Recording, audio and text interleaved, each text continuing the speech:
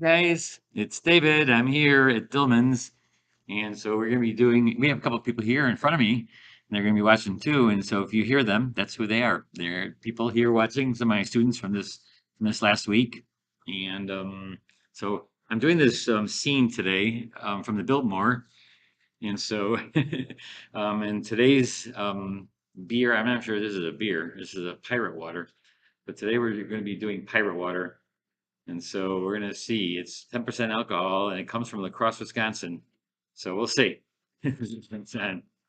So we're gonna rate it from 1 to 11 paintbrushes, and we'll see. Wow, that's good. It should be over water or over ice though. Seems like it need over. I'm gonna give this a 10. This is really good. Wow, that's really good. That, like I said, it should be drunk on the beach. So 10 paintbrushes. Get some of that. That's really good. From Bahama Mama, Pirate Water. All right, guys. So here we are at Dillman's, and I just got done with a week or 4 days at a workshop where we use gouache and watercolor. Gouache being watercolor, just opaque watercolor. And so what we're going to do today, I'm going to add maybe a little bit to it since I have my palette out here already.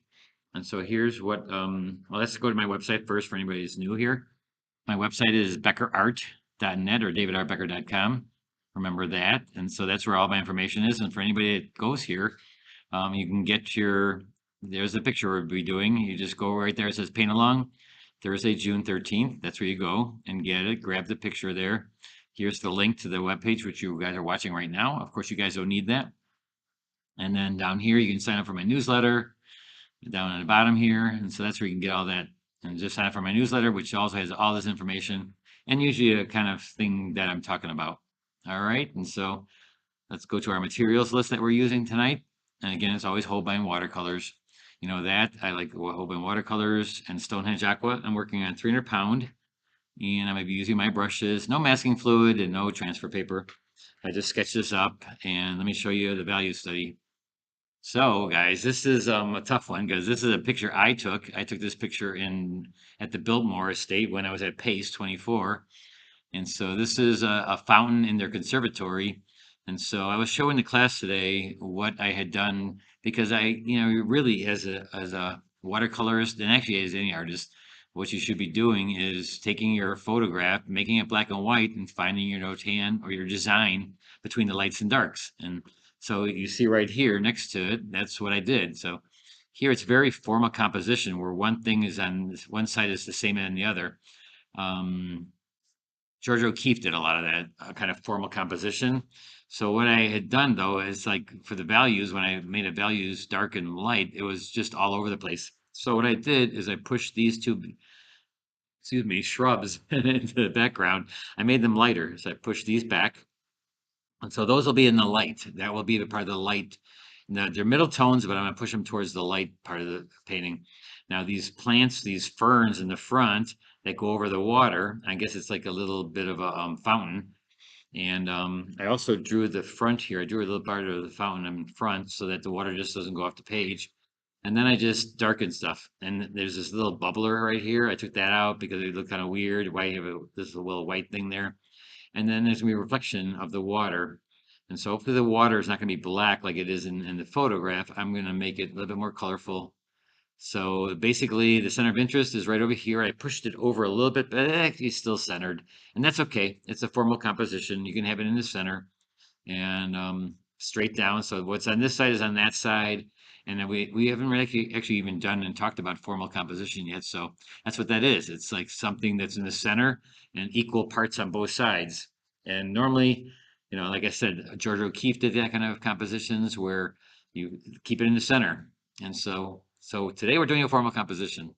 And don't ask me any more about it because I'm not sure about any more about that.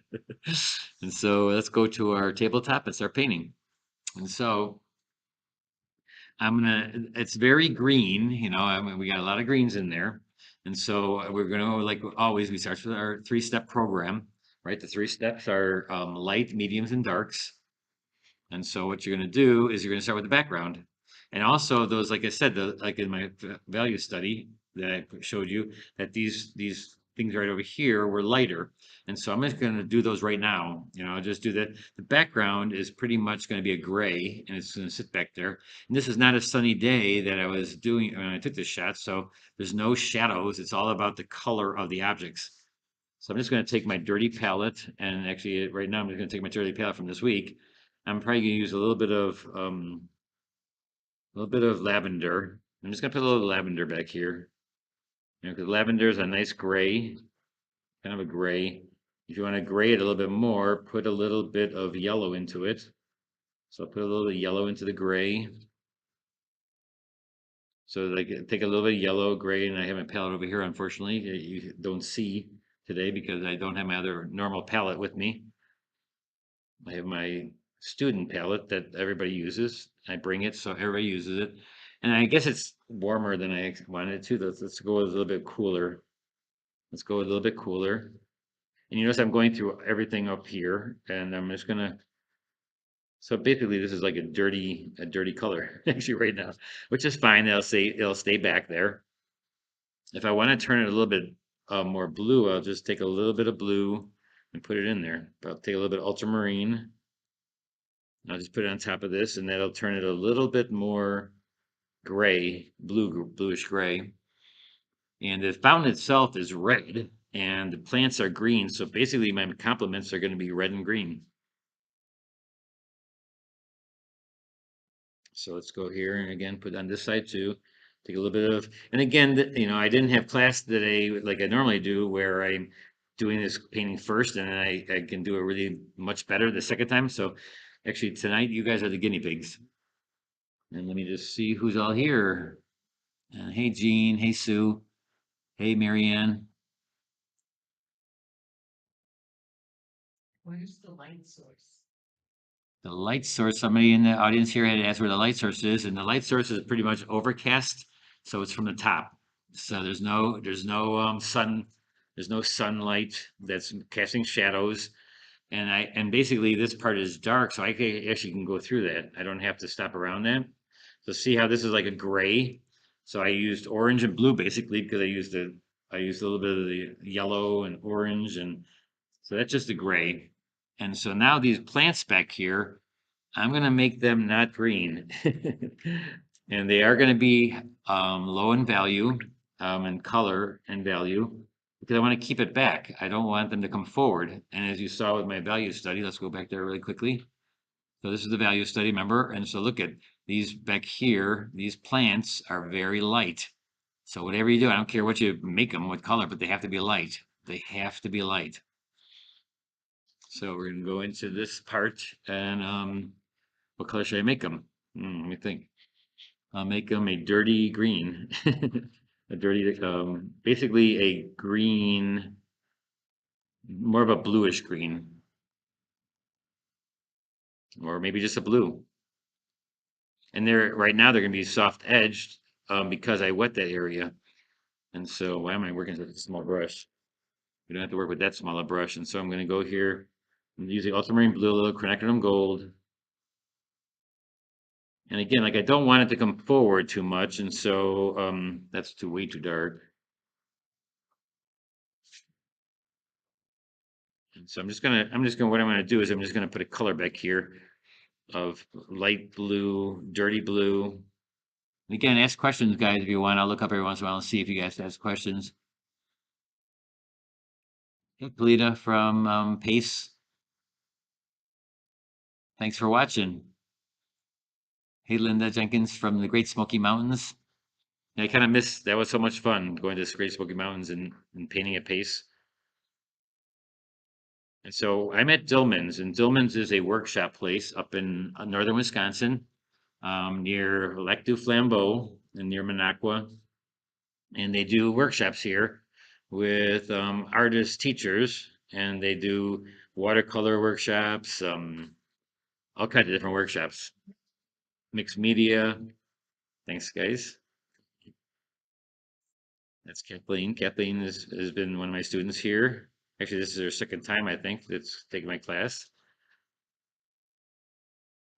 And so there, see how that's just going to be in the back. It's like I can put it in harder edge later when it's dry, but this is just to give a little bit of, there is something back there. It's not important that it looks exactly perfect yet. And I just want it to be back there, just a dark thing. Because if I make it everything so powerful and hard edged and really that green and dark and everything, then I have darks and lights everywhere. And so now this, the whole background is my dark.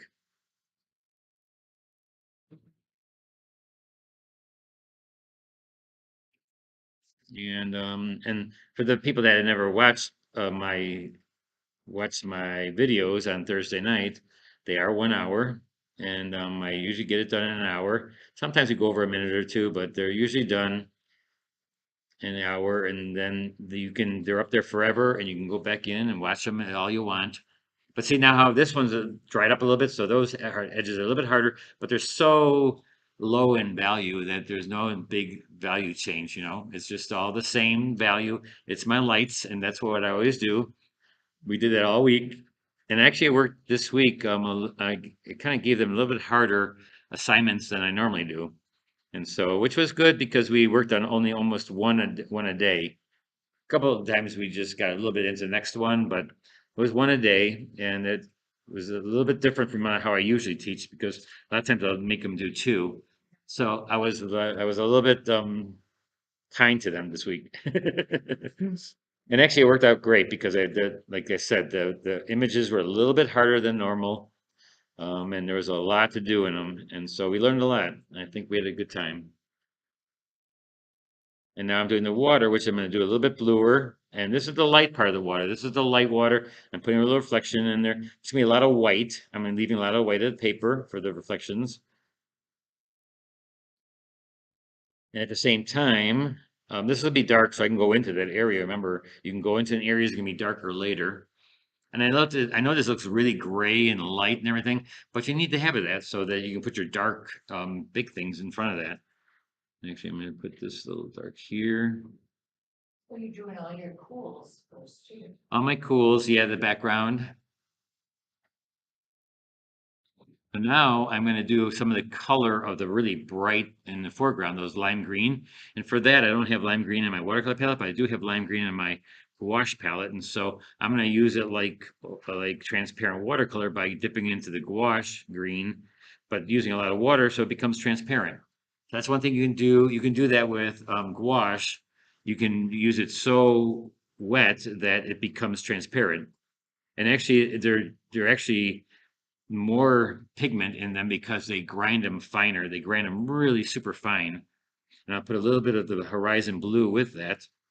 And so I'll get a really lime green, and it's going to be really, really bright.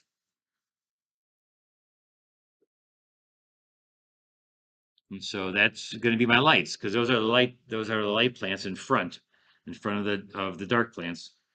And so you put the lights in first so they can paint around them and negative paint them later. All still transparent though. I'm not going into using it like gouache where I'm using it opaque. It's not opaque right now. It's not opaque at all. It's very transparent. I can still see the pencil lines in there. Hey, Bobby, Pat, Linda. We got a lot of you from Pace. That's awesome. I'm glad you joined us. Now we're gonna go here and again do this side. And it's kind of neat when you're doing formal composition because it's basically what you do on one side, you do on another side.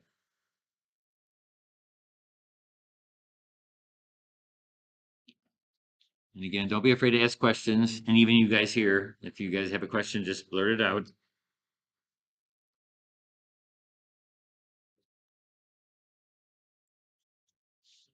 That's why I do these. Somebody asked today why I do these, and it's because I love doing them.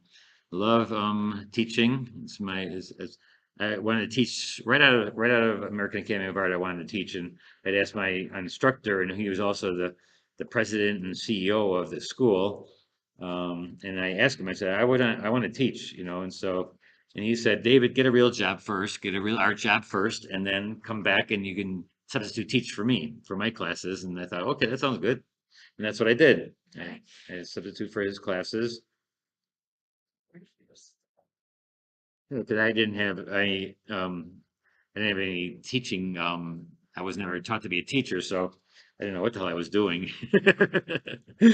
It's just like, yeah, whatever, kid. Sure, you want to teach, right? Yeah, but first go out there and really get a real job.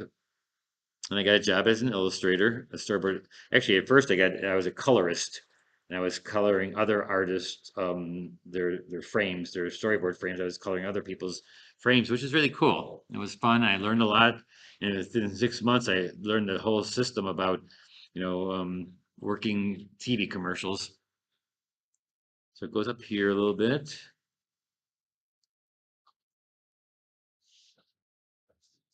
Go up here too. I mean, this conservatory at the Biltmore. I don't know if you've ever gone to the Biltmore in North Carolina. Amazing, amazing, amazing building. And I took the rounds inside. Oh my gosh, you wouldn't believe what's inside that thing. Basement, they had a bowling alley, they had a swimming pool in the basement, and Or where? in North Carolina near Asheville, North Carolina. And so now those are my lights, right? I got my lights. I get rid of my really bright greens, and let's have some more Mama Hama Bamba Bamba pirate water. Wow, that is really good. Though it needs to be over ice because it's not quite as cold as I would have liked it. All right, so there's my lights. That's my lights. And I guess the only other, well, see, when I go back to my value study, the fountain itself is dark. The plants up here are dark.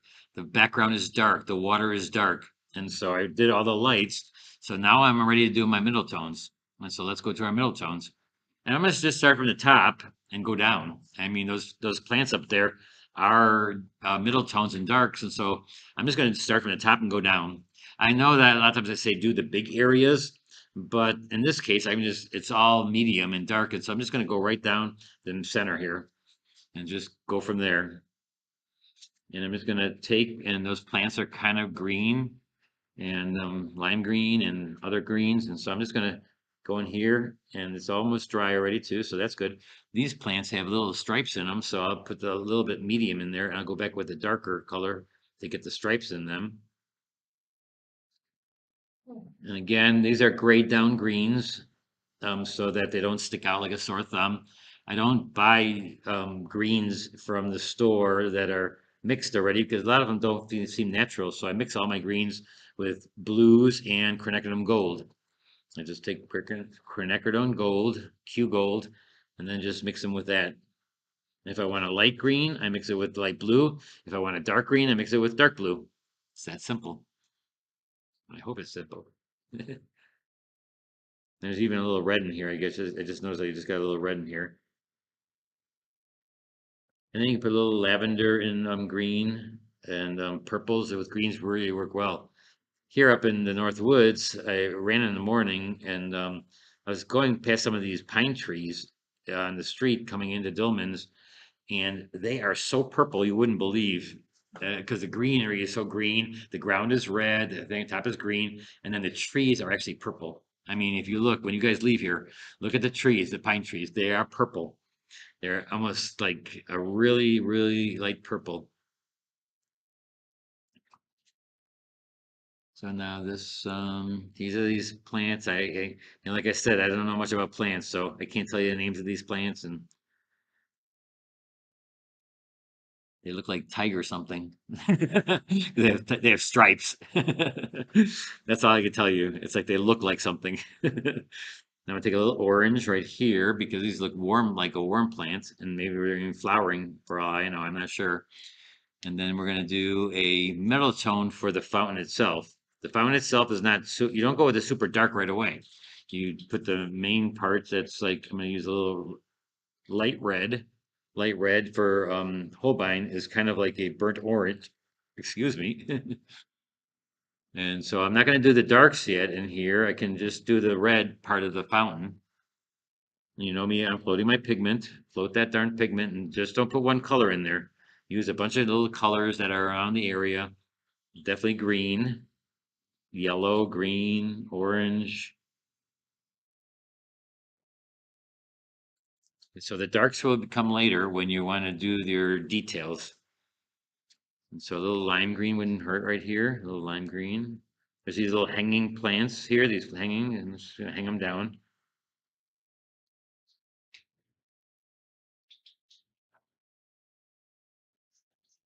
So now this part can be done now, like with a really dark, but yeah, let's do some of it. Show you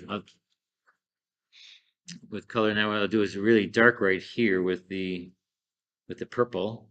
Take a little bit of purple down there, maybe a little alizarin, because that is pretty dark underneath, and so I might as well get it right now and just get that out of the way.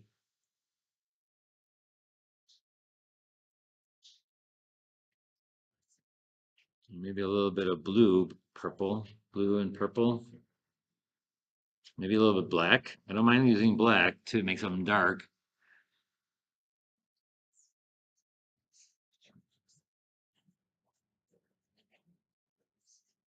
And then the fountain itself is kind of really, it's very terracotta like, and so I have a perfect color for terracotta, which is that light red. So I'm just going to take this terracotta red and just put it in there medium.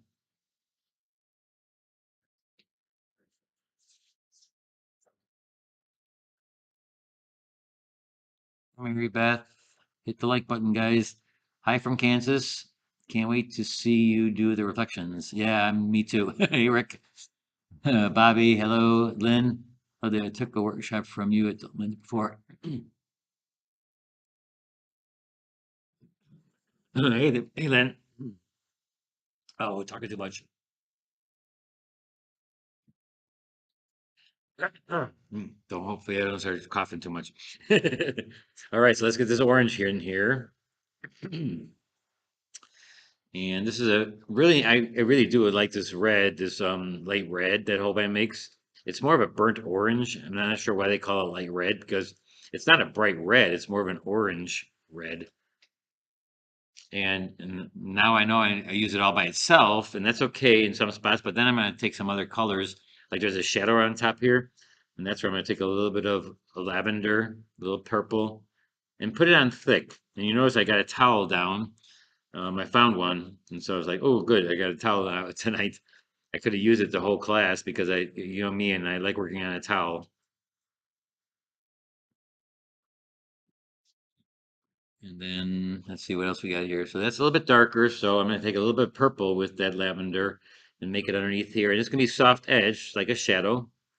And the lion itself, there's like a lion sculpture in there that I'm going to keep really light on the front. And then I'll put the darks in there later, hard edged. And I'll make it come forward hard edged wise. And this up here is really, really dark. And it's almost too dark for me. I want to see a little bit more, of that.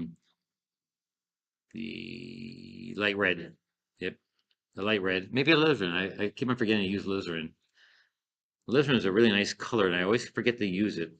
I remember telling you guys a couple weeks ago that I saw a lady use it in my class, and she did the whole thing in alizarin, and it was so beautiful. And it made me think that I have it in my palette all the time, but I rarely use it. And so I was going to start using it, and I still haven't really used it really a lot. So I got to start using it. It's a good color. Now the whole fountain itself is, now I'm gonna wet it, do the whole fountain, just gonna wet it all around. But now these greenery that crosses over, and there's not many of them, but I made more than is there. Oh boy, I drew this thing totally wrong. I looked at it now, and now I see there's a whole bottom part that I'm missing.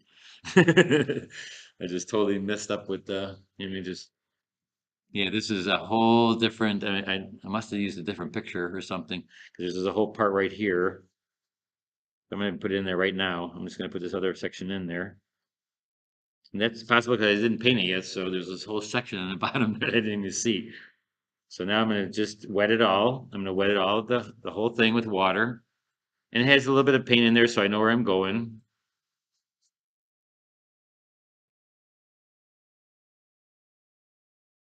Good morning from South Australia. Hey, Jeff. South Australia. Wow, must be really nice there. It's morning time, huh? We're going into the evening. So let's see. Let's put a little bit of there's see it's wet and so there's a lot of things that are dripping here. And so I'm just gonna make this first I'm gonna start out with the really bright colors and always go darker as I go along. You always apply the light colors first, and then you can apply the dark colors into that, or wait until later to get hard edges. Right now, the outer edge is hard, and I can just mold it with the dark, heavy-duty paint. I can just use thick paint to mold the bottom of this. It's all about how much paint you have in there and how much water you have there. And I'm always talking about that. And so you're just going to go up here into the center, and I'm just going to put a little more pigment there, a little bit purple, and there's going to be green reflecting into this. And so I'm going to take a little bit of blue and put some blue in there because it's going to reflect. That green is going to reflect there. It doesn't seem like it in the photograph, but I know in real life things happen like that. This light green is going to reflect into this bowl. So take a little bit of that. I'm just going to put it in there. Some of this lime green. I'll just put it on the edge. That way I do the reflecting. Now, all this little intricate stuff on the actual fountain, I don't worry about that until later when I'm doing details. I'm getting the big parts done now first. You have to do it that way. You got to get the big stuff done first, and then you get to the little stuff later, the details later. You can get the lights and darks, the big lights and darks, but you can't get the details at the same time. I mean, you can try to get a little bit of that, but you're not gonna, don't worry about it so much. Just get in there, get your big shapes done.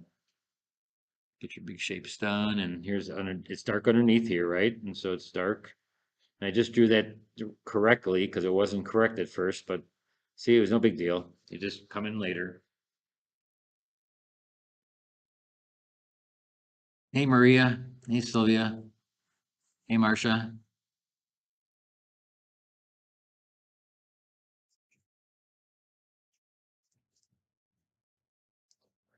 If you get a chance to come to Dillman's, they've got a lot of teachers up here.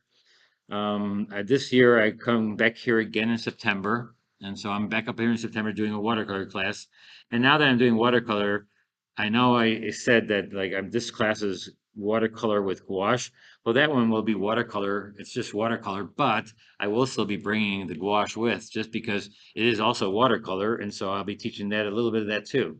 It's just it's watercolor, so why not teach a little bit of that too? So now we go down, this is a base, and so now the whole fountain is kind of already drawn, and there's no details. I'm looking for the lights and darks of it, and I pretty much got that in there. Maybe a little bit darker here. I'm gonna take a little bit of black and a little bit of blue and purple, and just put the nice darks in here, just because I want to establish like a darkest dark. And it's gonna be right underneath here. So let me just establish that real quickly. It's still wet, so it's floating. I don't have to worry about it floating. And I know it looks really dark, but that's okay because I'm still going to go darker with other parts. So I just need to get that in there to establish like some of the darks in here. Sure, that pedestal doesn't go down further. No, it's the water's there. From this point on, the water, it's all water. Well, it does kind of in the picture because I didn't draw it exactly right.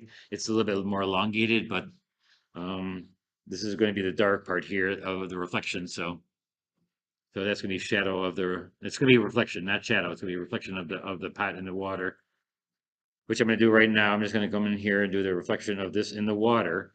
And it's going to be a little bit of that same color, but it's also, I also start out with the color of the water, which is blue or gray actually, because there's no color in this water. So I'm going to take some of the color of the vase and the color of the water, which is black in the picture, but it would be more bluish, like grayish blue. And actually, it could be any color you want it to be. You look for the values again. Yeah, you know me and about my values. It's all about the values. Get a little bit of the orange in there too. And you notice I never use just one color. I want a lot of colors in there. So see how now it looks like water, and you just have to make the reflections sharp where it separates, because that looks like waves then. It looks like waves. I did want to put a little thing there, but now I'm looking at it, I don't want to put that. I'm just gonna put water all the way out and down, down and out. I'll put a little foliage back there, but then there's gonna be negative painting of these greens here, and so I'm gonna do that too. And so which side do I start? It doesn't really matter, but one of the sides I'm gonna have to start. And so let's start probably the left side so that I'm not reaching over this side when I've got that done. So just always remember where you're reaching over. And so I'm going to take this side first. And I'm gonna get myself a nice dark, again, the same colors. And that, what was that? That was the red and the purple and the blue. And so now I have to get these darker ferns in here, but I'm just gonna go right to the water. Let's just go right to the water. And I'm gonna do the ferns like roughly at first, like I'm negative painting them. Negative painting is meaning that I'm painting around the fern to create the fern. And so this waters are going to go over here. So I'm doing three things at once. I'm doing the reflection, I'm doing the water, and I'm doing the ferns all in one wash because I have to separate all that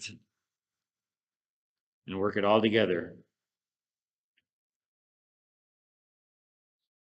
So You have to write all of that. mean, so Kathleen asked, what do I mean by separating these different things? All that stuff is that I'm doing three things. I'm painting the water at the same time I'm painting the ferns and the reflections. So there's three things I'm doing: reflections, the water, and the ferns, all with one wash, with a dark wash. Because I got a negative paint around the ferns to create the ferns, and then the reflections.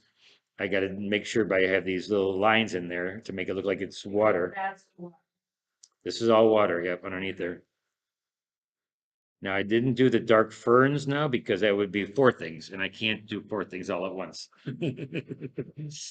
And this is not going to be red over here because this is not reflection of this vase or this the vase of this fountain of this fountain. And so it's going to be the green from the dark green underneath it because the fountain isn't over here. So this is going to be some dark green in there too, but right now I'm just going to focus on the water reflecting on top here. And these reflections will be more green over here because they're reflections of these ferns. Right, so that side, that's pretty decent, not the best, but it's gonna work fine enough. Now this side, boy, I gotta go all the way up. So there's a bunch of green ferns in here. So do I do those now? Yeah, let's just do them. So let's just take and make some green ferns. Green, blue, I'm using horizon blue, green, platinum gold. And this is a pretty dark green. Watch this when I put it down. It's going to be really dark. And so it's going to be darker than the vase. The vase, I keep on saying vase. The fountain. And so I'm going to do this fountain. Negative paint the fountain. Anytime you're negative painting, you're doing two things. You're painting around it to create it. And then you're also doing whatever that dark is. And that would be ferns back here that are a little bit darker. And also some medium ferns too. And up here in the North Woods, when I was this morning when I was running, there's tons of ferns on the side of the road, and just beautiful. And I know Bridget Austin. We went to the gallery last night, the Moon Deer Gallery, and I looked at a bunch of her work again, and the ferns that she does is just amazing. She's just a master at ferns and flowers and anything negative painted. Super, super nice stuff. So as I go down here, it's going to be a little bit lighter and become a fern. And this brush, if I push it backwards, I can almost make like a fern look or pine needles. And then it goes right into the water and then negative paint these light ferns. Go right down here. Any questions, guys? Hey, Mark. Hi, David. Sue. Mark from Antioch. When mixing, do you prefer butcher's tray or ceramic or plastic? It looks like your round palette is plastic. Okay, this is just a palette. It's called a lockbox palette, and it's got plastic. And I'm working on a butcher's block thing, but it's basically a meat tray that's styrofoam. Normally, I like the butcher's tray or plastic white. That's fine too. But this one is just a, like I said, it's just a meat tray that's styrofoam because I have all the students use it and then we just throw it away when we're done. But normally I would use a porcelain palette or a plastic white tray. I'm trying to make one that's metal, that's like porcelain. Porcelain is probably the best because it doesn't stain. The white plastic ones stain, and that's just no fun to work on when it stains. I'm just looking to see if you have any more. Sylvia, Marie, I think, let's see.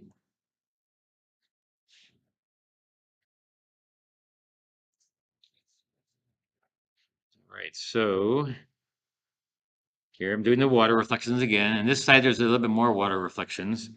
And this is like in the actual picture, this is really black. I mean, this water is black, as you can see in the picture on the right here, on there, right there, see there? It's all black down there, and because it's really dark, but I'm not gonna just do to make it dark because I want it to be a little bit more, colorful. And so you can add any color you want and still make it look like water, because the water, what makes it look like water is the reflection and the lights over here. And so I'm doing this back and forth Z's. I call these the water Z's. They're like little Z's back and forth that show reflection in the water. And then it goes all the way down to here and gets really dark down here. And look at how light this got. And it actually bled up into my fountain here a little bit, but that's okay because we can go back and get another amount of dark in there. All right, they're passing some alcohol around here in the studio, which is absolutely fine.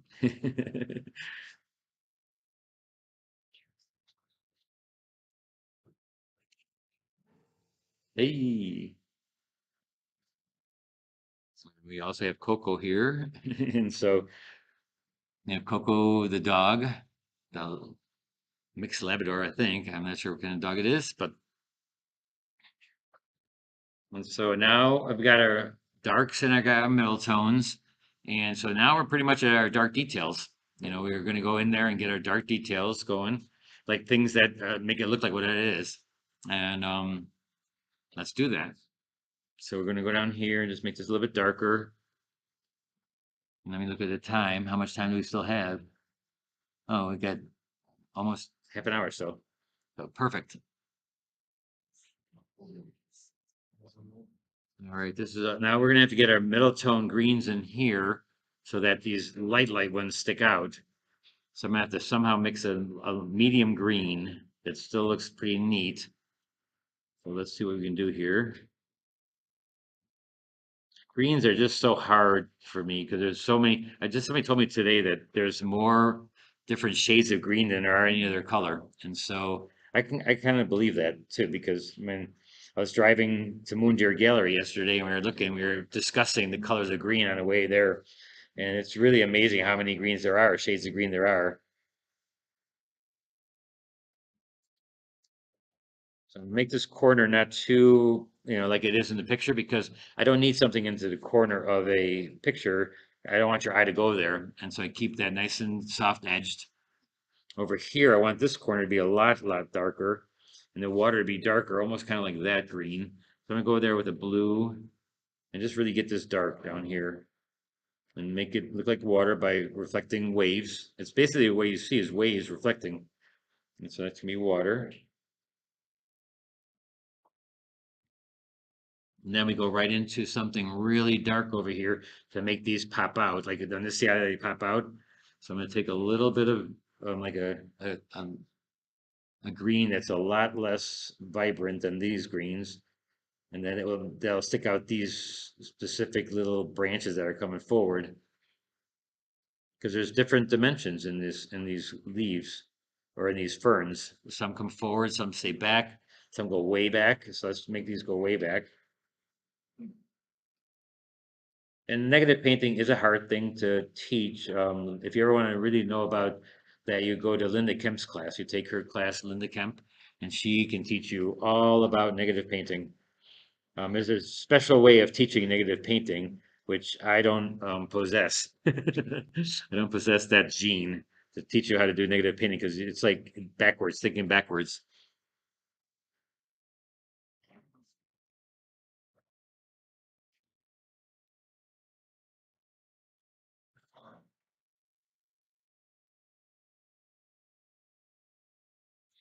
I think it's beautiful before you begin the darks. Is it wrong to stop there? No.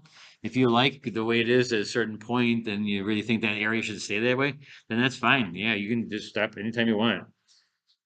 You do have to kind of figure out the value patterns because I mean you don't want to do too much with the value pattern and the fact that my darks or lights are in the back and my darks are gonna be in the front.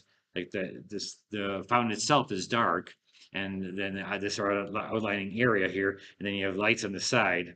And so you want to stick with that, but yeah, you can do whatever you want. You're the artist. It's artist license. And everybody I got actually got one of those today. You get actually if you come to Dillman's, you actually get an artist license in the classes. And I'm not joking. So here we go over here.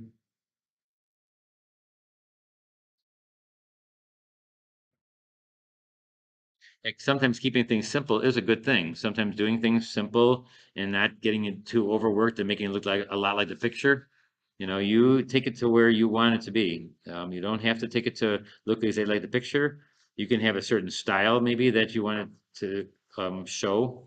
That's good too. We had a couple of students in class here that almost had their own style of painting, and it's like everybody in class had a different look for one, and some people had one that was really cool looking. I mean, it's a really cool looking style, and they don't. Most people don't even know that they have a style. They just, you know, they're doing the things, and I myself included, sometimes don't think I actually have a certain style, a certain way of painting that looks just to what I do. But I guess you kind of do anyways because it's you, and so you're gonna paint the way you do. So I guess everybody has a style, but it may not be noticeable like to only you.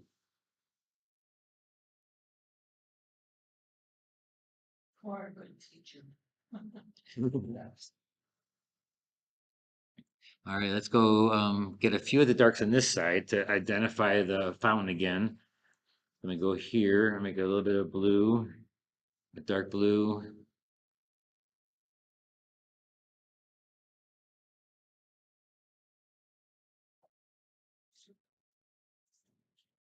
Too many colors of green. Use, I can't see the other word you're using. It's a heart in a way. Can't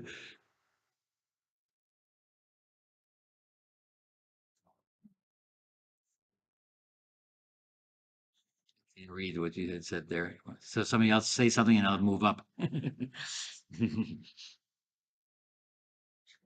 colors of green. The world, maybe. Well, there are a lot of colors of green. There's many, many, many, many, many colors. Like I said, that's what we talked about today. And or yeah, was it yesterday? I was talking to somebody about how many shades of green there are. There's so many shades of green. And so in this instance, I do have quite a few different greens, but what the main thing is going to happen, you're going to see when I get into the darks of the fountain. This is all just for the sides, and so I'm not going to get too crazy with this side.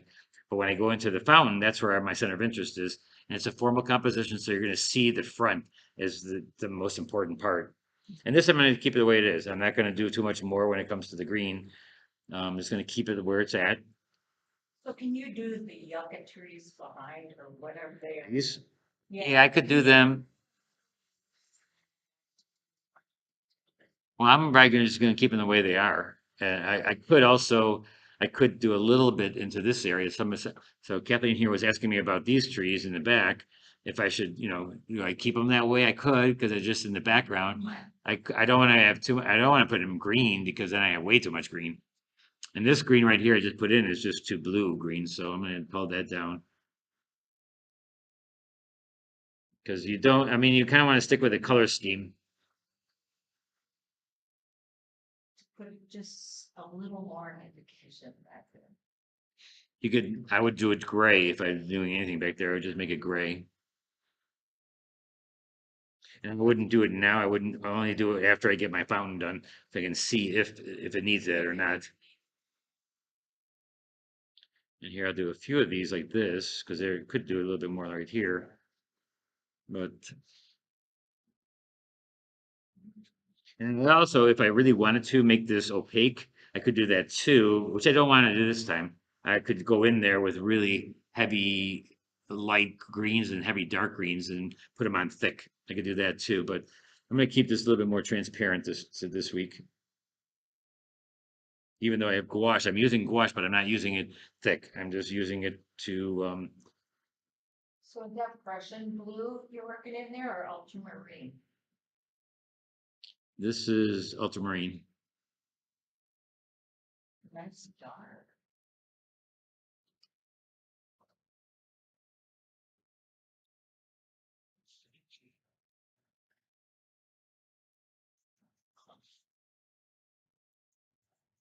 All right, so let's do the fountain now. And for the fountain, I'm going to go on the top here and just work it to where it looks really sharp because it's the center of interest. And so the fountain is the center of interest. It's what makes the reason you're doing the painting is for the fountain, not for the plant life. And actually the background is the conservatory, so I could put really fine lines in there, but I'll do that later once I get this. I will put some of those lines in there too.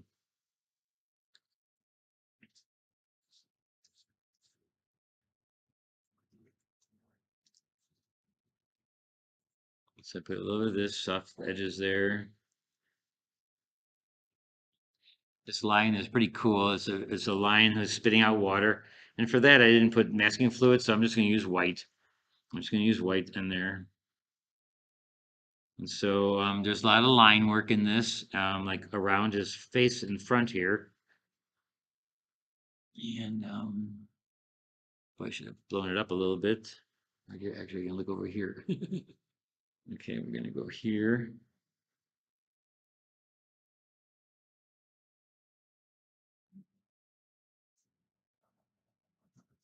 Working from the table that I had worked on all week from the workshop. And now actually Dillman's has enough Wi-Fi. They used to not have Wi-Fi really good at all, but now they have enough Wi-Fi. They have Starlink, and so they have a really nice Wi-Fi now. And so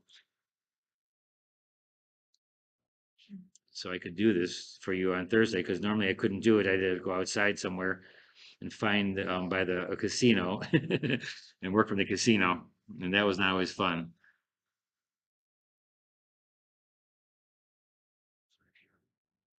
Actually, tomorrow I am doing a workshop, a 2 hour workshop for a art company, I mean an art store in the East Coast. And I forgot the name of the art store, but they have a bunch of them in the East Coast. And we'll be doing Holbein sent all these students the little packet of 5 colors. And we're going to be doing a little bit of a little workshop with 5 colors of gouache, and we're doing a watercolor gouache. Gouache has become very popular, and so they're sending me out and doing some things to promote it a little bit. Now we get that. That's pretty. There's a lion, kind of a lion. Maybe it looks like a pig. Pig, lion, it's all the same. You know, you just.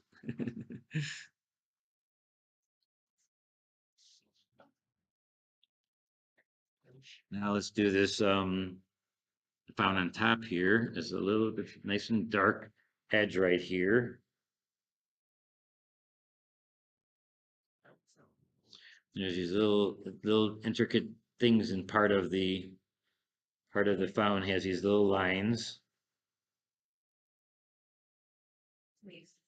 And then we're going to take a bigger brush and do a little bit of dark down the side because I think water runs on the side here once in a while, so it gets kind of dirty here in the center. And then there's these little bands, these little bands going across, and those circles, these little circle intricate stuff into the fountain. There's a circle here too, a little circle, like a wreath with a banner. A little wreath with a banner type of thing.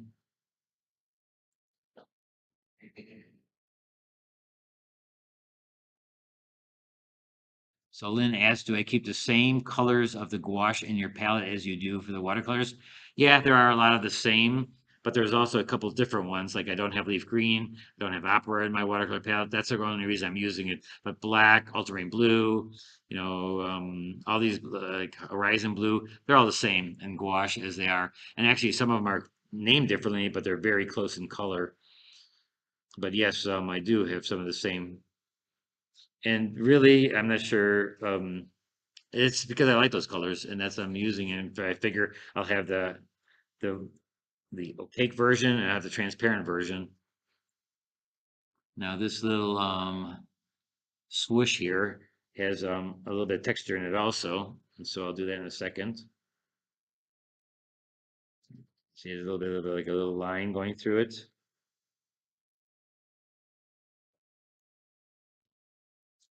And then underneath that, it's a little bit even finer. So I'm gonna take a little bit of alizarin. I'm just gonna take a little bit of a line underneath here to make it a little bit dark underneath. It kind of goes down again underneath here.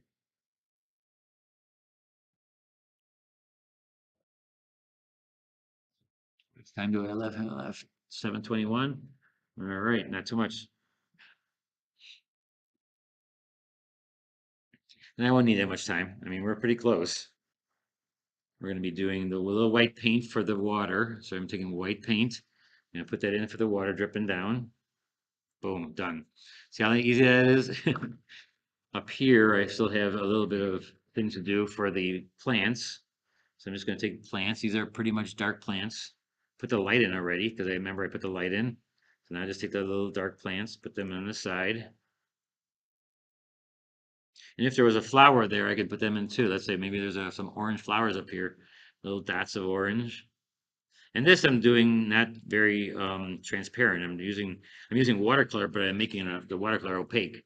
I mean, I could use the gouache too, but I mean, you can make regular watercolor opaque, but it's not gouache. Somebody asked me that today in an email. They asked me if their watercolor, if they mixed it with the thing with white, would that make it gouache? And no, it would not make it gouache.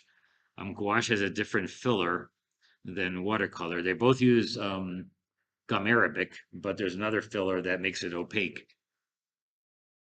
And Hoban does not use a whitening agent. Many of the companies use whitening agents. They don't use one.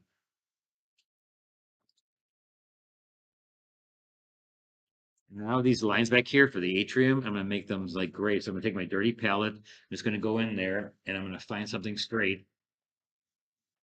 So I got this case right here from Holbein. I'm just gonna take that and go 1,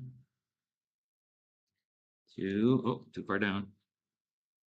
And see, I'm just taking a gray and let's put this like this. And you can go slower, you don't have to go this fast.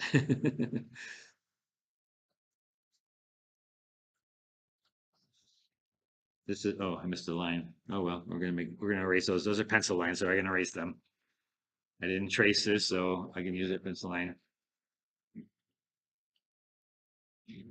So then we're gonna cross this way and we're gonna go back and forth to get the, and I know there's a triangle really because it goes on an angle, but I don't want an angle in this. I don't want the angle in the corners. That gives me a triangle in the corner. Even though that's the way it is, I'm not gonna do that. I'm gonna make sure that I get what I want to make the composition look good.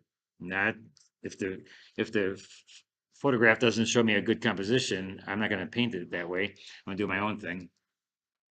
Well, this is absolutely beautiful. I'm actually shocked from where it came from, what you have painted. It's beautiful. Thank you. You're welcome. So the only thing I have left to do, and how much time do I have? 6 minutes. But in 6 minutes, I think I do want to have this a little bit more identified, but not darker. I just want it more identified. So I'm taking a dark gray and gonna make some of these, or the light grays, and I'm gonna go in there with some light gray, a bit more blue, and I'm just gonna identify some of these palm leaves because it's in the background, but it'd be nice to have just a few showing exactly a little bit more, identify it a little bit more. And it's not like it's gonna ruin it by putting in a little bit, just a little bit more detail, because it's gonna still seem light. It's still gonna be light, but I'll give it some identity to what it is, because right now it's really out of focus, and so we're just gonna make it a little bit darker, slightly more hard edged, a little bit more hard edged.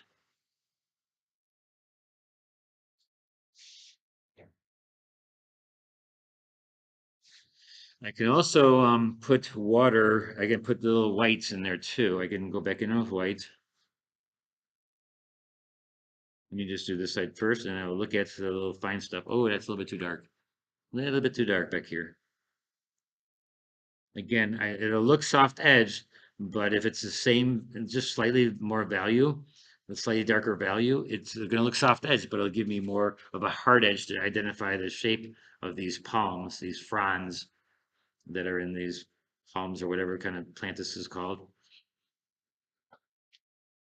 I'm using a light blue, light gray.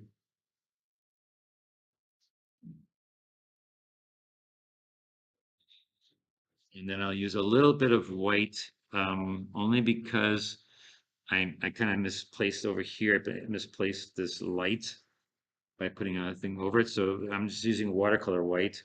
I'm just going to put a little bit right here on the edge of it because it's like center of interest. So I want to make it look good. I'm just going to make this little bit of a texture in here too.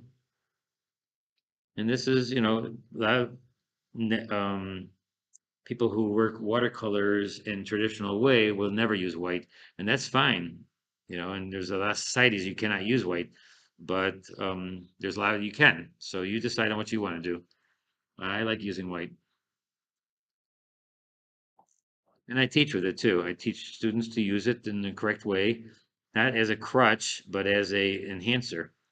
They enhance your painting with them. And so the only thing I have left to do is I'm going to do let's do a couple more of these. Oh, look at that. That's a nice warm color. So I'm gonna go in there with a light blue for the water and little reflections, like it's like, because they sparkle. A lot of times water sparkles if it's got waves, and the light up here, even though it's not sunlight, it will sparkle. Water sparkles because it's like a mirror, and so if there's a really bright light up here, it will be a little sparkle. The lakes out here, boy, they sparkle like crazy. And I put little dots. I put little dots to sparkle a little bit into the water.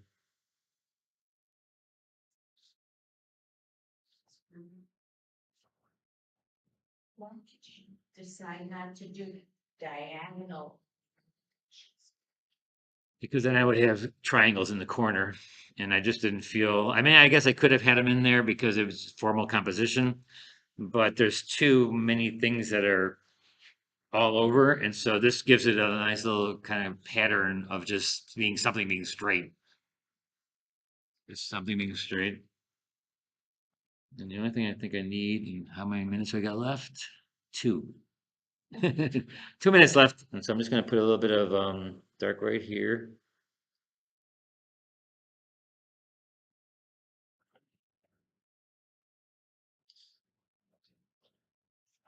So this gives you an idea what to do with the picture. I know the picture is so different from all the stuff I've always done before. Um, but I wanted to do something a little bit different, and I was in a rush to find something. And so this is actually a photo I took, which a lot of times we don't do that either. We don't use pictures I take. I always find it on those other websites. And so this is gonna be kind of fun that you do one that I took. All right, guys, I think that's it. Yeah.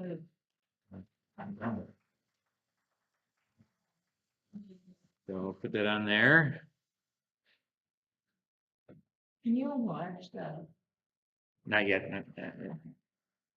So, any last questions, guys? Hey, Judy, thanks for stopping by late, but that's okay. Thank you, Bobby.